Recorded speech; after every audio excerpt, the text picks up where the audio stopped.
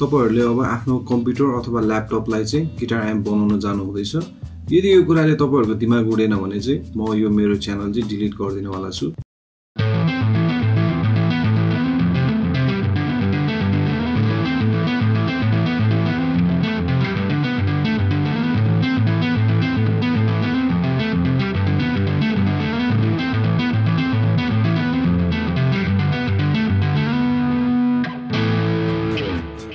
Hello everyone, म नर्बिन। तपाईहरु सबैजनालाई यो च्यानलमा एकदम धेरै वेलकम छ। आजको यो भिडियोमा म तपाईहरुलाई गिटारलाई चाहिँ कसरी कम्प्युटरमा जोडेर बजाउने अनि जुन जोडेर बजाएपछि अलिकति प्रोफेसनल टाइपको साउन्ड कसरी निकाल्ने अनि कम्प्युटर अथवा ल्यापटपलाई चाहिँ कसरी चाहिँ गिटार एम्प जस्तो बनाउने यो बारेमा म तपाईहरुलाई केही आइडियाजहरु टिप्सहरु दिन जाँदै छु। सो यो भिडियोलाई चाहिँ स्किप नगरिकन लास्टसम्म मज्जाले डिटेलमा हेर्नु होला अनि यो भिडियोलाई लाइक, शेयर अनि कमेन्ट पनि गर्न नभुल्नु होला। So let's go. सो गिटारलाई कम्प्युटरमा जोडेर बजाउनका लागि चाहिँ फर्स्टमा हामीसँग यो 3-4 वटा कुराहरु चाहिँ हुनु पर्यो। जस्तै त्यो कुराहरु चाहिँ के हो भन्दाखेरि फर्स्टमा गिटार है, अनि त्यो पछि चाहिँ अब हामीलाई चाहिन्छ अब एउटा जस्तो भए पनि एउटा इन्टरफेस अथवा त्यसलाई साउन्ड कार्ड पनि भनिन्छ है। अनि त्यो पछि हामीलाई चाहिन्छ अब कम्प्युटर चाहिहाल्यो, कम्प्युटर अथवा ल्यापटप जस्तै भए नि हुन्छ। जस सकेसम्म अलिकति पावरफुल कम्प्युटर अथवा ल्यापटप भइदियो भने चाहिँ धेरै बेटर हुन्छ है। जस्तै त्यो स्पेसिफिकेसनहरु कस्तो खालको कम्प्युटर भयो बेटर, ल्यापटप कति अब पावरको ल्यापटप कम्प्युटर भयो भने बेटर हुन्छ, त्यो म अहिले एकछिनमा भन्नेवाला छु। अनि त्यसपछि नेक्स्ट भनेको चाहिँ त्यो गिटारको साउन्ड निकाल्नका लागि स्पिकर, अब जसको अल्टरनेटिभ पनि छ, त्यो भनेको चाहिँ हेडफोन है। यो सबैको स्पेसिफिकेसनहरु अब डिस्क्रिप्सनहरु म थोरै थोरै गर्दै अब इन डिटेलमा भन्नेवाला छु। सो अब चाहिँ हामी इन डेप्थमा जान्छौँ।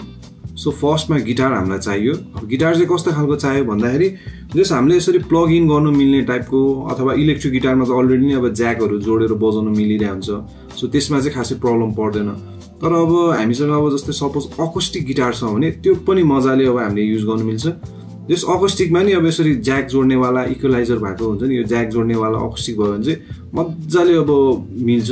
त्यो साउन्ड कार्डहरुमा अब हामीले युज गर्न मिल्छ। साउन्ड कार्डमा प्लग इन गरेर अनि युज गर्ने।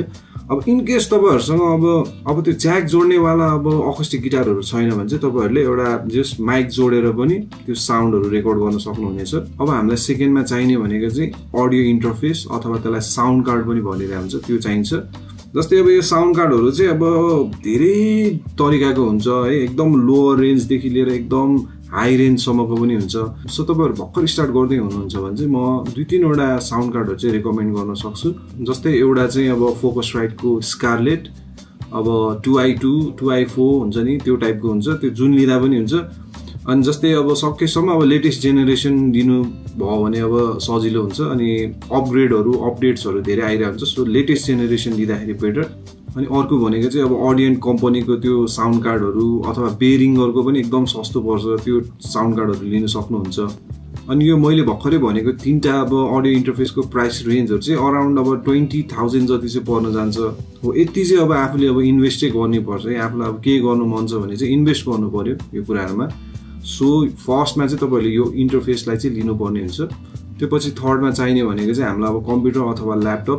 अब त्यसको पनि अलिकति स्पेसिफिकेसनहरु म भन्नेवाला छु। एउटा जस्ट मिनिमम रिक्वायरमेन्ट चाहिँ कति जति हुँदाखेरि राम्रो भन्दाखेरि जस्तै 16 GB अथवा 8 देखि 16 GB र्याम, अनि त्यो पछि सकेसम्म i7 सम्मको प्रोसेसरहरु भयो भने चाहिँ अब जस्तै यो रेकर्डिङमा चाहिँ अलिकति हेभी अब सीपीयूहरु पावर लिन्छ यो कम्प्युटरहरुले है। सो सकेसम्म i7 सम्मको हुन्छ नि हाम्रो प्रोसेसर भइदियो भने चाहिँ एकदम स्मुथ हुन्छ यो रेकर्डिङ अनि यो बजाउनका लागि चाहिँ धेरै सजिलो अनि प्लस राम्रो पनि हुन्छ। अनि थर्डमा हामीलाई चाहिने भनेको चाहिँ जस्तै गिटार अब अडियो इन्टरफेसमा राखेर अब कम्प्युटरसँग कनेक्ट भइसकेपछि साउन्ड चाहिँ कहाँबाट निकाल्ने त है। हो त्यसको लागि चाहिँ अब हामीलाई के एउटा स्पिकर चाहियो, एक सेट स्पिकर भनौँ न, अथवा हामीलाई अब हेडफोन एउटा चाहियो। त्यसमा चाहिँ अब तपाईहरुले अब आफुलाई कुन ठीक लाग्छ त्यो चुज गरेर लिन सक्नुहुन्छ। सो यति कुराहरु तपाईहरुले अब जुटाउनु भइसकेपछि एकदमै सिम्पल छ यो कुराहरु कनेक्ट गरेर बजाउनका लागि। जस्तै अब यो चाहिँ म थोरै प्रोसेसहरु देखाउन जाँदैछु तपाईहरुलाई। सो यो गिटार जोडिसकेपछि चाहिँ मैले अब डाइरेक्ट सो यो चाहिँ मैले युज गर्ने मेरो साउन्ड कार्ड अथवा अडियो इन्टरफेस। अब त्यो फोकसराइटहरु जुन युज गर्दाखेरि पनि अब आखिरमा त्यही कुरा नै हो। सो जस्तै अब यहाँ फर्स्टमा गिटारहरु जोड्ने अब त्यो ज्याक पोर्टहरु हुन्छ है। सो मैले यहाँ ज्याकलाई जोडे। अनि यो इन्टरफेसको चाहिँ अब यो पछाडी के हुन्छ भन्दाखेरि जस्तै यो चाहिँ मेरो अब हुन्छ नि अब तपाईहरु स्टुडियो मोनिटर्सहरु अथवा स्पिकर चलाउनुहुन्छ भने चाहिँ यहाँ पछाडीबाट दुईटा हुन्छ नि लेफ्ट एन्ड राइट यो जुन मेरो मोनिटर छ स्टुडियोको मोनिटर है यहाँ दुईटा छ अब त्यसको लागि चाहिँ अब मैले यहाँ कनेक्ट गरेको हो अनि त्यसरी अब युज पनि गर्न सक्नुहुन्छ अनि प्लस अब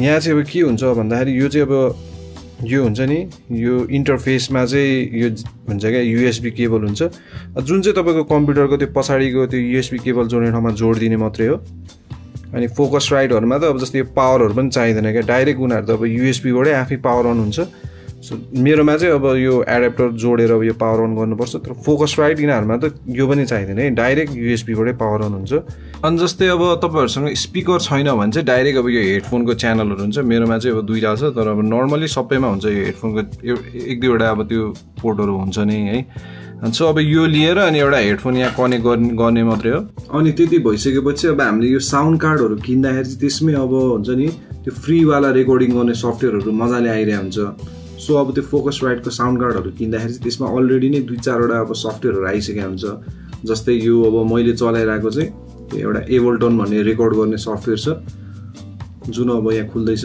यो चाहिँ अब एबलटन भन्ने सफ्टवेयर भयो अनि यसमा अब यही गरेर चाहिँ हामीले मजाले रेकर्ड गर्ने है अब जस्तै मलाई अब त्यो अडियो इन्टरफेस यिनीहरु किन्दाखेरि अब जस्तै त्यसमै अब हुन्छ नि हाम्रो भर्चुअल एम्पहरु पनि आएको हुन्छ क्या है त्यसलाई चाहिँ अब VST भनिरहेको हुन्छ जस्तै मसँग चाहिँ यहाँ दुई चारवटा एम्पहरु छ यो न्युरल DSP को अब यिनीहरु चाहिँ अब पेडे हो तर फ्री भर्जनको वाला पनि एम्पहरु जति पनि हुन्छ है जस्तै अब यो चाहिँ मेरो पेडे हो सो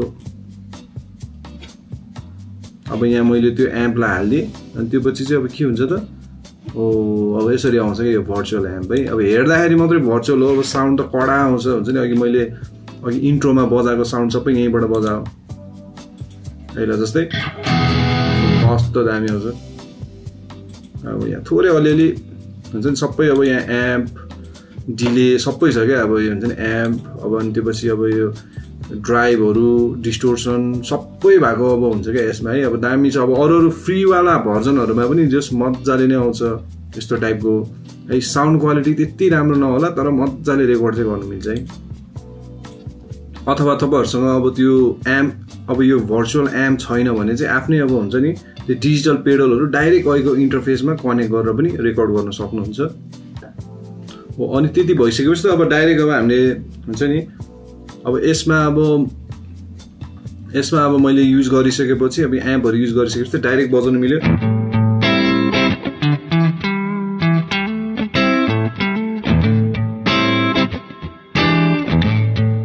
मजाले अब क्लीन टोन देखि लिएर यो क्लीन टोन भयो अब त्यसरी नै अब ड्राइभहरु भनौं न अहिलेको ड्राइभ एड गर्छु म अब यो ड्राइभ एड गरे